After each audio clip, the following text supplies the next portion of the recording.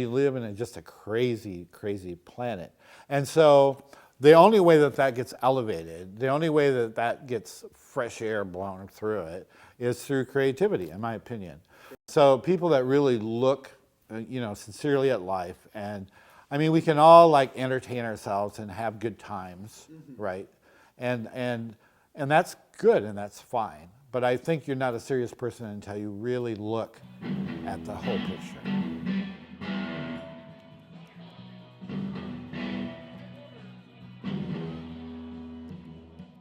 I was born and raised in Waterloo. Okay. I was born at Allen Hospital in 1945, the last year of World War II. So it was a long time ago. And my family background is my mother's side of the family were all farmers, local farmers, English people. And my father was German, is German. He's 93 years old. So went to East High School, graduated in 1963. And at that point in time, I worked 1 year I had a scholarship to UNI, which was at the time in art. And yeah, so I started in the fall of 1963, went to school for a few months, and decided I hated being in school again. I mean, the Vietnam War had just begun.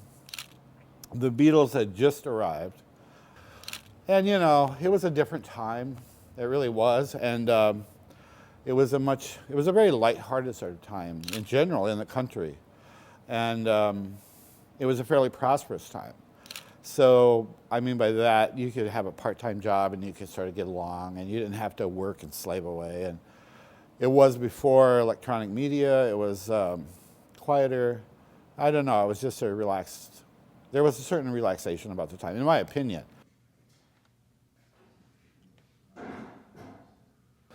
So, here's an interesting little story. 220 East is at 220 East 4th Street in downtown Waterloo.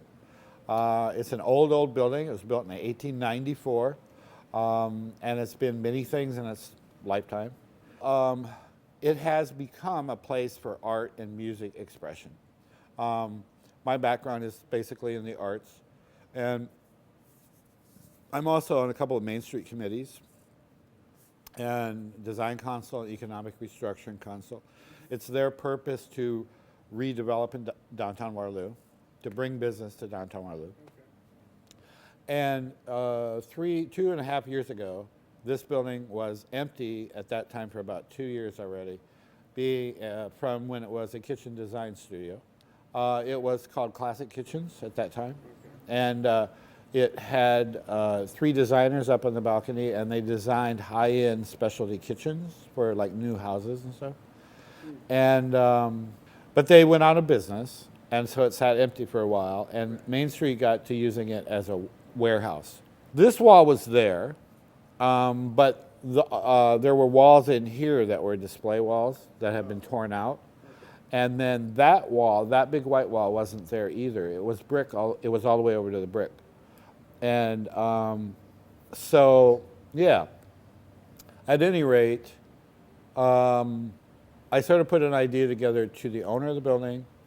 It's a representative, actually, of the owner of the building, about, you could do some stuff in here. I think it'd be a great place to have some video. It'd be a great place maybe to have music. But at that time, I had no money. I mean, I was retired. I wasn't really interested in starting a business. But I really had a passion about this building. I mean, the building just really spoke to me. And so it occurred to me that this building had great potential for people. And so in that vein, I started painting up.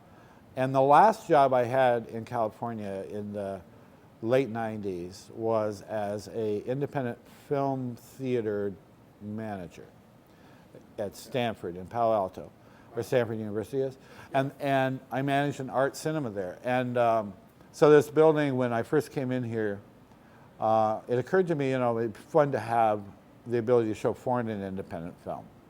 That's why we have that little video theater now in the basement. And now there's Netflix and there's all this access, right? Which there wasn't 10 years ago. But I don't like just sitting watching a movie on a computer.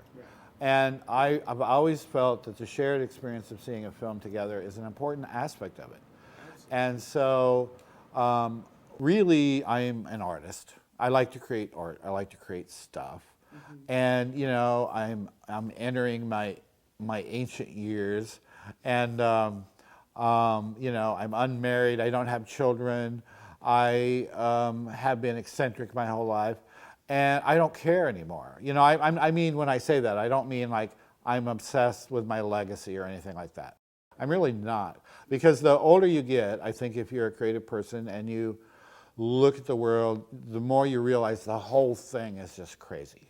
After a number of decades, you've had enough experience living in the world that you begin to see patterns of consistency, and you start to realize that all people are the same anywhere on the planet, that all people just want security and to eat every day and to have a place to sleep and to take care of their children or their friends or their family, and that everybody has aspirations, and that probably very, well, a very small percentage of people ever are able to attain that.